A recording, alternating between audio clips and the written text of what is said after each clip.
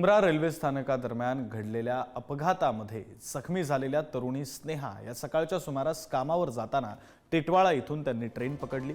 अपघात झाल्याचा फोन आलेला समजलं तेव्हा स्नेहा वाचली, पण इतर गरिबांचं काय असं म्हणत स्नेहाच्या आजीने टाहो फोडला। नेमकं काय झालं? स्नेहा सकाळी किती वाजता घरातून बाहेर पडली? स्नेहा सकाळी 8:30 ला घरातून बाहेर पडली। का रेल्वे नाही टिटवाळा स्टेशनवरून गाडी पकडली ती।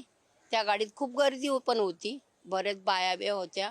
ती गाडीतून जात असताना गाडीचं काय झालं आम्हाला एवढं काय माहिती नाही, पण बरेचसे लोक त्याच्यातून पडले, त्यात माझी नात पण पडली। तिला खूप मार लागलेला, डोक्याला मार आहे, हाताला टाके, डोक्याला टाके, तिच्या गुडघ्याला टाके। डॉक्टर लोक उपचार करत आहेत तिचा शिवाजी हॉस्पिटलमध्ये कळव्याची।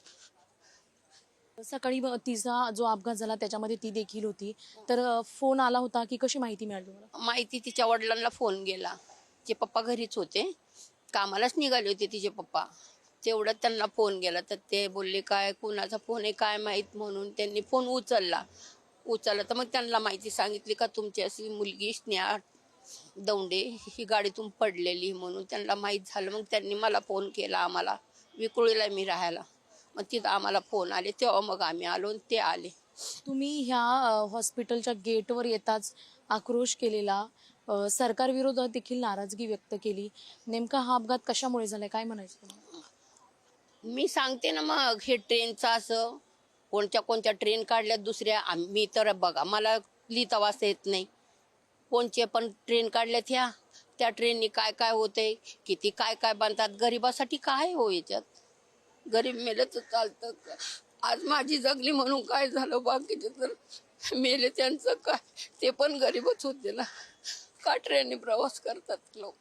स्नेहाला प्रचंड जखमा झालेला आहे तुम्ही म्हणताय, तिच्यावर उपचार सुरू आहेत, डॉक्टरांशी काही बोलणं झालं का? हो, डॉक्टरला भेटून आले मी। डॉक्टरने सांगितलं होणार व्यवस्थित आहे, तुम्ही काय काळजी करू नका, तिचे सिटी स्कॅन ते सगळे काढले, ते व्यवस्थित आहेत म्हणून सांगितलं। इथून पुढे असे अपघात होऊ नये म्हणून रेल्वे प्रशासन असेल किंवा सरकार असेल काय मागणी? सरकारला एवढीच माझी मागणी, तुम्ही याच्यावर लक्ष द्या। जसं गरीब गरीब गरीब तुम्हाला जगवतो म्हणायचं, गरीब जगवतो, यांना मत मागायला येतात, मत घेतात, गरीबाकडून गरीब तुम्हाला उंच खुर्चीवर नेऊन बसवतो, त्यांच्यासाठी तुम्ही चांगले प्रयत्न करा, एवढंच माझं बोलणं आहे त्यांना, बाकी काही नाही। सरकारचा कुठेतरी याकडे कानाडोळा होतोय, म्हणून असे अनेक नागरिक सर्वसामान्य प्रवासी याला मुकले जात असल्याचा आरोप करत आपल्या अश्रूंचा बांध फुटलेला आहे आजींचा। कॅमेरामॅन कविता गिरीसह शिल्पा नरवडे, पुढारी, मुंबई।